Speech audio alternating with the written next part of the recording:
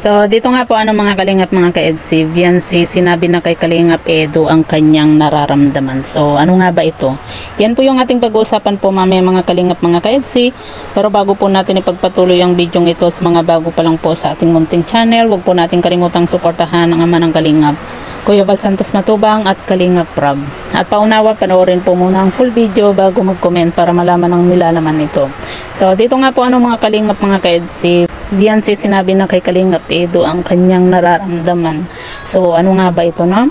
Pero bago po natin pag-uusapan yan, mga kalingap mga ka-EDC, pag-uusapan lang po natin yung naganap nga po na surprise nga po ni Kalingap Edu dito kay Viancy, no? At yun nga po mga kalingap mga ka-EDC, grabe, napaka-romantic po ng surprise nga po ni Kalingap Edu dito kay Viancy, dahil nga po siya may pa fireworks pa, no? Alam ko marami ang kinilig dito, at syempre isa na din po tayo na kinilig mga kalingap mga ka-EDC dito nga po sa ginawa ni Kalingap Edu na pagbibigay po ng promise ring dito kay Viancy. At yun nga po mga kalingap mga ka-EDC, ang alam po natin mga kalingap mga ka-EDC, ang promise ring ay ibinibigay po ng isang lalaki nga po sa babae kapag nandoon yung kanyang care, or nagke-care siya sa babae nga po At yun ang ginawa nga po ni Kalingap Edu promise ring yung naisip nga po niyang ibigay dito kay Viancy, dahil nga po sa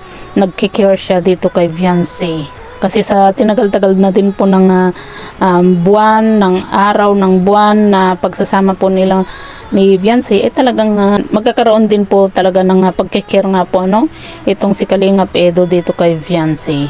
At syempre, di ba mga kalingap, kumbaga pansin naman natin itong si Kalingap Edu, mukhang seryoso na rin po siya dito kaya Viancy nga po mga kalingap mga ka-EDC. Dahil nga po siyempre hindi naman po pwedeng mag-propose itong si Kalingap Edu kay Viancy, kasi nga po bata pa po itong si Viancy nga po tulad nga po ng sinabi ni Kalingap Edu na handa siyang maghintay dito kay Viancy. Kaya nga po siguro sing-sing yung ibinigay nga po ni Kalingap Edu dito kay Viancy, dahil nga po sa kumaga para tanda yun na nandyan lang po itong si Kalingap Edu. At hindi po siya mawawala nga po mga kalingap mga ka-EDC. Habang sabi nga po niya, diba, habang hanggat suot ni Viancy yung sing-sing, nandyan lang po si Kalingap Edu, at hindi po siya mawawala nga po. Kaya nga po masasabi natin na talagang handa pong maghintay nga po itong si Kalingap Edu kay Viancy hanggang sa nasa tamang edad na nga po itong si Viancy at makatapos nga po ng pag-aaral. At ang kasunod na po niya mga kalingap mga ka-EDC ay engage ring, diba? Kasi syempre ngayon promise ring yung ibinigay nga po ni Kalingap Edu dito kay Viancy. At pagka nakatungtong na po sa tamang edad itong si Viancy at makatapos nga po ng pag-aaral, engage ring na po yung ibibigay nga po ni Kalingap Edu dito kay Viancy nga po mga kalingap mga ka-EDC. Grabe yung birthday ni Viancy nga po mga kalingap mga ka-EDC, napaka-romantic po. At dito naman po mga kalingap mga ka-EDC, pag-uusapan naman po natin yung patungkol nga po sa ating naging thumbnail na Viancy, sinabi na kay Kalingap Edu ang kanyang nararamdaman.